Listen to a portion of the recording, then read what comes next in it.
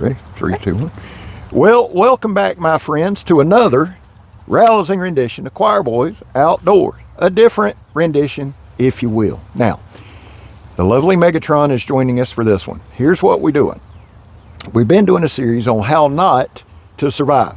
So today we're calling it Right Gear, Wrong Environment. What did we learn today, Megatron? Preparation is key. Yeah. Here's the thing. What I want to do, guys, is over here, if you'll look on that coastline over there, I want to do some kind of camp overnight. So I brought a tarp type thing to make a tent. I brought a ground sheet. I brought all of that stuff. Now, here's the thing. This is what I figured out. It's useless over there. Absolutely useless. What I needed was my hammock. I should have brought my hammock and some other things. So we're going to go through on this video. We're going to show you kind of what we brought. We made some good choices, right? And we made some not so good ones, but that's where preparation and planning comes in. Just like last week when we went hiking and got lost on a game trail. Without water. Without water. We brought water this time. So here's the deal. What this channel is not, and it'll never be, is pretentious that we know everything. This is a learning channel, right? What I have found over these past 2 weeks is what many of you know. Preparation is key, but not only preparation, but kind of scouting it out, knowing what you're going into. You can't take just boatloads of shit. I'll show you the kayaks in a minute. So we're limited on our gear that we can carry, so carrying the right gear is important. And before anybody says, well, of course, we're learning. What was the environment like over there, seriously? There were very, very few sandy areas. The shoreline pretty much starts immediately with trees and cypress roots. There is no flat ground, just cypress knees everywhere. There's plenty of trees to throw a hammock up. There's plenty of places to do a little fire. There is nowhere to throw a tarp and a ground sheet, and you're not sleeping. Now, we all go to that mystical, mythical, wonderful survival situation. Not everything's survival. Sometimes, most of the time, people are just out camping to enjoy it. That's not going to be enjoyable for what I brought. I could camp over here. What's the problem over here? Bums. Yes, meth crafters. And broken bottles, broken glass, we're nicknaming this cove Shipwreck Cove because, and if I've already mentioned it, I apologize, but Megan got pictures of all the shipwrecks. We're going to take a second, and I'm just going to pan the camera too and show you some.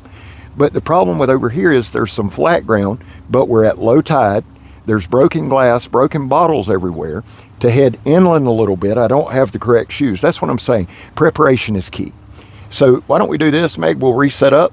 We'll show them what we brought, yep, and then we'll move forward. And in between this talking, I'll try to show y'all some different B-roll and stuff. All right, next clip.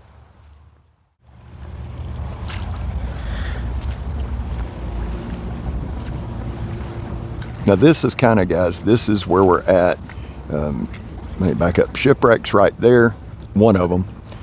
And then you go right here. Now, you see this tall grass? The water comes up again. We're at low tide. So this probably wouldn't be conducive, for an overnight camp. I could go cut my way up into there with a little pop tent, a mat, but I want to do this to be comfortable.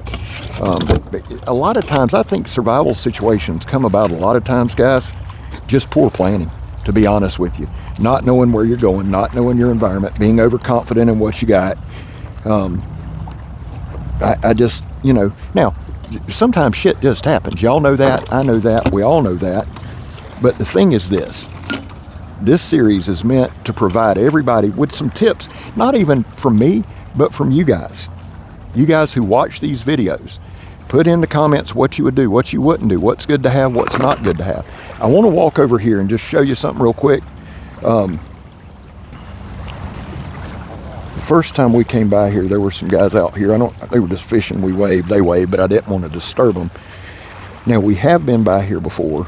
I'm getting log jammed up. Let me get out of the sun. That's annoying, I know. I'm sorry.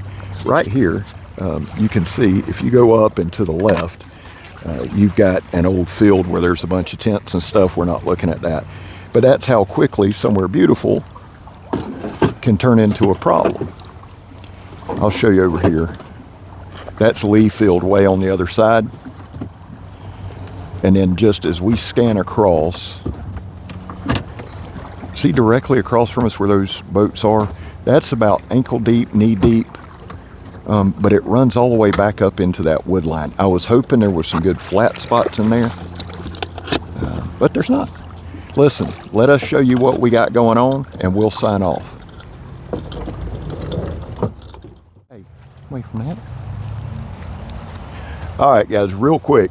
This is low tide. Now, this is one of, 15 shipwrecks? And if somebody has any idea about these, because they're all over. This is a very, very old section of Florida, and I'm talking about inhabited. I think Green Cove's been inhabited since 1820. So really, there's no telling what's out there.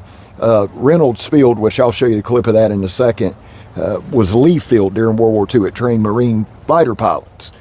So we know that there were 5,000 fighter pilots trained there, but the other side is this. After World War II, they pulled the entire mothball fleet in there, and as we were going along the coast, you would run over concrete pillars and things like that. So that part's Lee Field. That's where I would like to camp, again, because of the meth crafters. And just real quick on that, I know everybody get a gun and do it. Guys, I ran, ripped, and raised hell for 30 years. I'm over that. I do this because I enjoy it. I don't want to get hurt. I don't want to hurt. That's why we don't do the tough guy shit. That's what eliminates this area. A lot of meth crafters come, and plus normal people come down here and fish. I don't want to be in their way. But let me show you. What'd you bring, Megatron? I brought our first aid kit and lots of water. And these are both in my dry compartment of the kayak. And you are trained in? Basic life support and CPR. So, and you need to be with me because I hurt myself quite a bit. It's always good to have the basic skills. Megatron does. I'm going to start taking that kind of stuff because you're not going to do much overnight, are you? No, thank you. It's not Mama's stuff. So she brought the water. She brought our first aid kit. I brought some paracord that I've had for 2 years. I think that's 100 feet of it.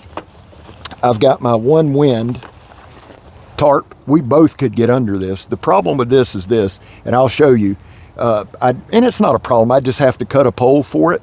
My intention was to do a stealth camp on the other side. I'm not stealth camping with my ass in the water. Oh, sorry, Lee. My bad, dude. You got to watch old Lee. He's upset if he cusses. I brought a Mylar blanket because really, do you even survive, bro, if you don't have one of these? Crinkliest substance on the face of this planet. Crinkliest substance. Yeah, you're not stealth camping with that stuff. One thing that I have picked up, and I think you might have suggested this. This is just a painter's drop cloth. They're $1, $2 at the dollar store. I've got 3 or 4 of them. You can make a super shelter with it. There's a million videos online that a super shelter even you would stay warm in. It's basic, but it's like a little oven. I'll make one at the house one night for you to check out. I've got a ferro rod. I've got some fat wood. I've got a lighter, and I've got the fixed blade that I brought for this adventure is my Work Tough Gear Mount Laguna, because this thing is an absolute tank, but it's small enough to do what I need it to do. We're in Northeast Florida, right? We're not up north. Some of you guys have to carry a hatchet. You have to carry an axe. The biggest thing I'd have to carry down here is probably a machete. And for this little day trip, we don't need it. For the camping trip, I'll have it. But we brought the right stuff seemingly. Live and learn.